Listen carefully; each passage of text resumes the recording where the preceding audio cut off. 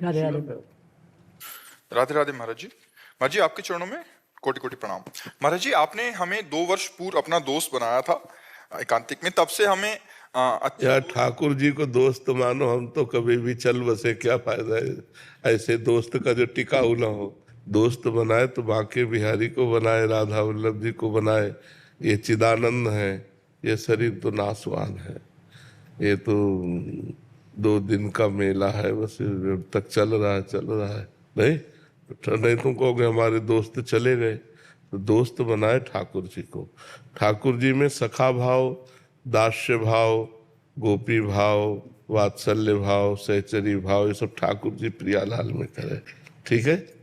हाँ, हमारा प्रश्न है कि हमने आपके श्रीमुख से कई बार सुना है कि जिसका अंतिम जन्म होता है उसे इसी जन्म में सारे सुख दुख सहने होते हैं। महाराज जी आपने जिस प्रकार बताया कि श्री रामकृष्ण परमहंस जी, भाई जी और बहुत सारे महापुरुषों को कई पीड़ाओं को सामना करना पड़ा, क्या हमारे जीवन में भी अंतिम जन्म अगर हो तो इतना सारा भीषण बीमारियां हो सकता है कि तुम्हारा इतना प्रारब्ध प्रबल ना हो, ऐसा भी तो हो सकता है।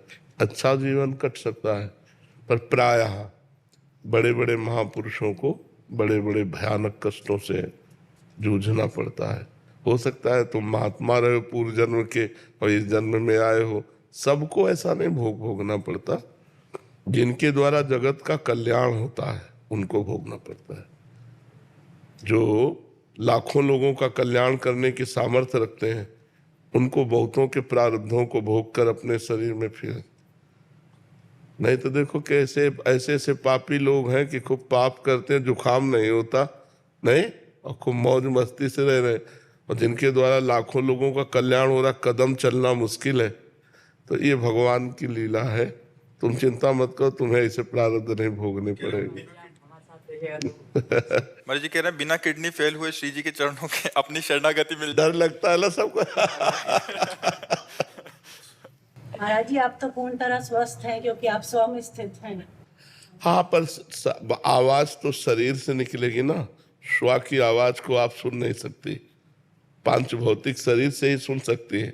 तो अगर शरीर स्वस्थ नहीं है, जैसे बोलने वाला सही है पर साउंड सही ना हो तो ये साउंड है, साउंड सर्विस गलत हो रही है, गड़बड़ हो रही है, तो देखो आवाज में फर्क उड़ रहा है। तो तार गड़बड़ हो जाए तो आवाज स्वर गड़बड़ हो जाएगा ना। तो ये 5 भौतिक सिस्टम है, अगर ये सही चलेगा तो सही देख सकते हैं, सही बोल सकते हैं, सही निर्णय कर सकते हैं। तो हम तो जो मैं है वो स्वस्थ है, लेकिन जिससे हम मैं के द्वारा परमात्मा की चर्चा करते हैं, अगर वो अस्वस्थ है शरीर, तो उससे कैसे हो सकता है? पड़ा रह सकता है शरीर, वो निर्णय करने में, बोलने में असमर्थ हो सकता है। पहली बात है कि चिंता न करो, सबको ये नहीं भोगना पड़ता है, कोई ऐसे सबको ही होता है। महाराज जी हम तो आपकी शरण में है, चिंता। हाँ नहीं, हम जो हमारी शरण में आता हम पकड़ के श्री जी की शरण में कर देते, प्रियाजू संभाले। हम तो पोस्टमैन हैं, प्रियाजू गुरु जी की बात तुम्हें बता दी, तुम्हारी बात प्रियाजू को बता। पोस्टमैन का काम करते हैं, गुरु तो प्रियाजू है, आचार्य है, वही है जी।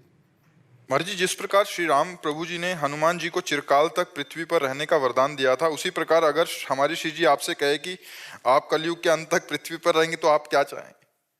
आपका क्या प्रतिक्रिया होगी? जो हुकुम, जो ही प्यारो करे सोई मोहि भावे। ऐसे ही किडनी फेल रखते हुए रखे तो ऐसे ही भीषण कष्ट में रहते हुए भी हम वैसे रहेंगे। जो हुकुम, मालिक का जो हुकुम, दास वैसे ही चलेगा, उनके प्रतिकूल थोड़ी चलने वाला। जो ही प्यारो करे सोई मोहि भावे। यदि आप ऐसे खुश हो, हमें ऐसे राजी रखने में हो, तो हम राजी हैं वैसे रहने में। पर असंभव है, शरीर की एक अवधि हो। भगवान श्री कृष्ण भी आए तो 125 वर्ष धराधाम में रहे, तो ऐसे ही शरीर की अवधि 60 वर्ष, 70 वर्ष, 80 वर्ष, जितनी अवधि है उतना ही रहेगा, इसके बाद चला जाएगा जी। खुशी जी बरसाना से। राधे राधे महाराज जी। महाराज जी सत्संग से पता चला कि भगवत प्राप्ति ही जीवन का लक्ष्य है और होना चाहिए, पर आप अक्सर निष्काम भक्ति भजन पर भी जोर देते हैं। मेरा सवाल है कि भगवत प्राप्ति की लालसा भगवान से जल्दी मिलवाता है या निष्काम भजन जल्दी मिलवाता है? देखो दोनों बातें एक है। जब हमारा लक्ष्य बन गया कि हमें भगवान की प्राप्ति करनी, तो हम निष्काम हो ही गए, क्योंकि हमें और कुछ नहीं चाहिए, मुझे प्रभु चाहिए, तभी तो भगवत प्राप्ति लक्ष्य होगी। तो निष्काम भक्ति और भगवत प्राप्ति एक ही बात है। निष्काम भक्ति जिसके हृदय में जागृत हो जाती है, वही भगवत प्राप्ति की लालसा कर पाता है। जो भगवत प्राप्ति की लालसा करता है, वही निष्काम भक्ति कर पाता है। ऐसा थोड़ी है कि ये दो बातें हैं, ये दोनों एक ही बात है। निष्काम भक्त ही भगवत प्राप्त होता है, और भगवत प्राप्ति की लालसा ही निष्काम भक्ति में दृढ़ कर पाती है। जी। प्रीति सिंह जी। राधे राधे। राधे राधे महाराज जी। महाराज जी, यदि ब्रह्म ही परम सत्य है और हर वस्तु उसी से उत्पन्न होती है, तो फिर ब्रह्म के भीतर विविधता क्यों उत्पन्न होती है? क्या ये विविधता केवल हमारी मानसिक सीमाओं और माया का परिणाम है, या क्या ब्रह्म की परिपूर्णता में भी भिन्नता का कोई? नहीं नहीं नहीं, उसमें भिन्नता का नहीं है। ये हमारी त्रिगुणमयी माया की दृष्टि का परिणाम है। ब्रह्म तो पूर्ण सच्चिदानंद घन एक रस है, लेकिन जो एक रस में विविधता दिखाई दे रही है, मायाकृत है। जैसे स्वप्न में मन एक ही होता है, और मन ही बाजार बन जाता है, मन ही व्यक्ति बन जाता है, मन ही दुश्मन बन जाता है, मन ही मित्र बन जाता है। स्वप्न में जो कुछ होता है वो एक मन के द्वारा होता है, पर जब तक हम जगेंगे नहीं तब तक ये पता, एक मन ही पूरा विश्व बना था स्वप्न में, और वो टोटल झूठा था, नहीं ना। ऐसे ही जब ज्ञान होता है, तब उमा कहूँ मैं अनुभव अपना, सत हरि भजन जगत सब सपना। ये जो विविधता है ये स्वाप्निक है, ये सत्य नहीं है। तो जब हमें ब्रह्म ज्ञान हो जाएगा तो ये विविधता नहीं भासेगी, वो ब्रह्म अनुभव में आए। सर्वम खलमिदम ब्रह्म, सर्वम, पहले तो ब्रह्म सत्यम जगन मिथ्या, विविधता मिथ्या है, नानात्व तो मिथ्या है, ब्रह्म सत्य है। और जब हमको गुरु कृपा से ज्ञान प्राप्त होगा तो सर्वम खलमिदम ब्रह्म, सब ब्रह्म ही है, ब्रह्म से बिलक कुछ नहीं है, सब शब्द भी मायामय है, केवल ब्रह्म है। ये विविधता मायाकृत है, त्रिगुणमयी माया के द्वारा। कोई शांत, कोई रजोगुणी, कोई घोर स्वभाव वाला, ऐसा लेकिन वो ब्रह्म इससे विलग है। वो शांत, घोर, रजोगुणी सबके अंदर एक रस सच्चिदानंद में होकर विराजमान है। जब हमें ज्ञान होगा तो ये भी सब ब्रह्म है, जो पंचभूत भी है ये भी ब्रह्म है, ब्रह्म से विलग कुछ है ही नहीं। तो इसके लिए हमें भजन करना पड़ेगा, गुरु चरणों का आश्रय लेकर खूब भजन करे, तब ये बात अनुभव में आएगी। जी।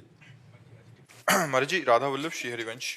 प्रभु, मुझे संसार में कलाकार रूप में सेवा प्राप्त है, मैं आपसे दीक्षा लेकर आपको जीवन समर्पित करना चाहता हूँ। सब कलाकार ही है, सब अपनी अपनी कला प्रदर्शित कर रहे हैं। 3 प्रकार के गुण हैं, सतोगुण, रजोगुण, तमोगुण, उसी में सब कलाएं हो रहे हैं। हाँ, उसी कला में एक झूठी कला आपकी भी कोई होगी। कौन सी कला करते हो आप? मैं लोगों को मनोरंजित करता हूँ शादी, और उसमें जाके सबको हंसाना, नचाना और एंकरिंग का काम रहता है। आजकल शादी पार्टी में लोगों को बुलाया जाता है और उनको, इन लोगों को हंसाइए। तो जैसे कहते हैं, जैसे एक प्रसंग है कि जैसे मैं शादी में गया तो मैं पूछता हूँ कि पति पत्नी में सबसे आम रीजन क्या है झगड़ा होने का, तो सब अलग अलग जवाब देते हैं, सबका अपना अपना अलग अलग जवाब रहता है। तो कोई बोलता है कि पैसे की वजह से झगड़ा होता है, कोई बोलता है अमुक कारण से झगड़ा होता है, कोई बोलता है मेरे पे ध्यान नहीं देते। तो मैं बोलता हूँ, एक सांसारिक प्रसंग है कि आपका पत्नी पे ध्यान नहीं, आपका पड़ोसी पे ध्यान है, पड़ोसन पे ध्यान है। तो ऐसे करके हम प्रसंग पे उनको हंसाते हैं या व्यंग्य रूप से उनको बताते हैं। तो ये इस तरीके के शायरी, जोक्स और अनाउंसमेंट वगैरह हम करते हैं। तो बस जगह तो कोई नहीं हंसा। आवाज दिए आप ज्यादा अच्छे कलाकार हैं। तो आप क्या चाहते हैं? मगर माया का प्रलोभन बना और मैं कामनी में फिसल गया। अब डर सा बैठ गया है कि कीर्ति भी आएगी, कंचन भी गिराएगी, तो महाराज जी उससे विमुख हो जाऊंगा। अभी धीरे से पकड़ा ही था मार्ग, और अभी एक ने तो गिरा दिया, अगले 2 भी गिराने को तैयार बैठे होंगे। हाँ, बिल्कुल सही बात है, लेकिन गिरता तब है जब हाथ छोड़ देता है। जैसे माँ का हाथ बच्चा पकड़े हो तो गिरेगा नहीं, अगर हाथ छोड़ दे तो फिर गिर जाएगा। भगवान का नाम छूट गया इसलिए गिरा दिया, नहीं तो गिरने के चांस ही नहीं है। गिरता वो है जो हाथ छोड़ देता है, सहारा छोड़ देता है, भरोसा छोड़ देता है, भगवान का आश्रय छोड़ देता है। नहीं तो सीम की चाप सके को तासु, बड़ रखवार रमापति जासु।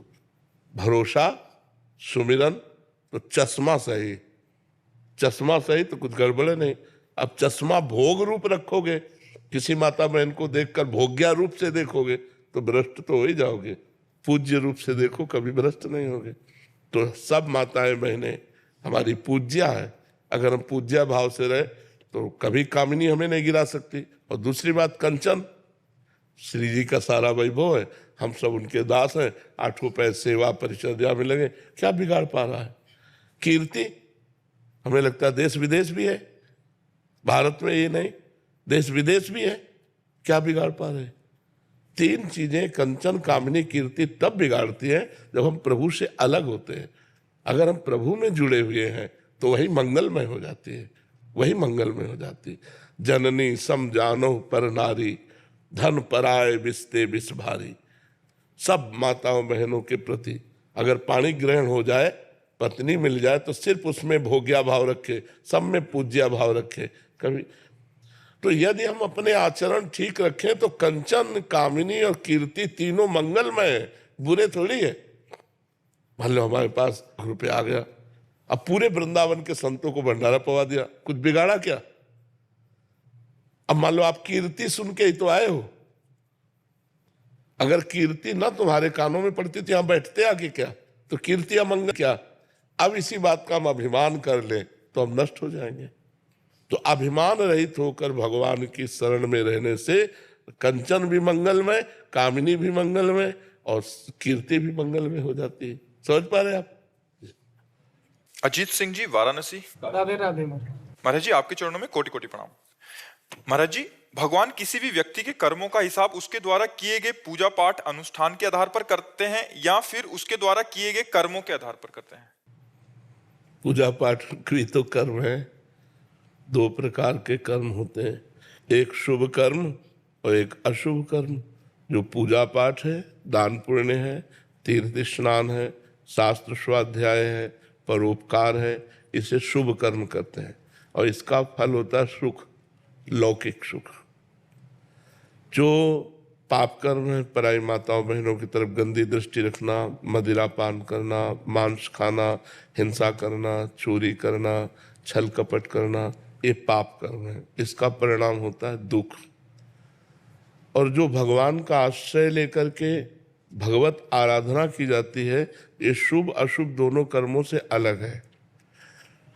अगर आप शुभ कर्म करते हैं तो आपका अलग डिपार्टमेंट सुख फल मिलेगा।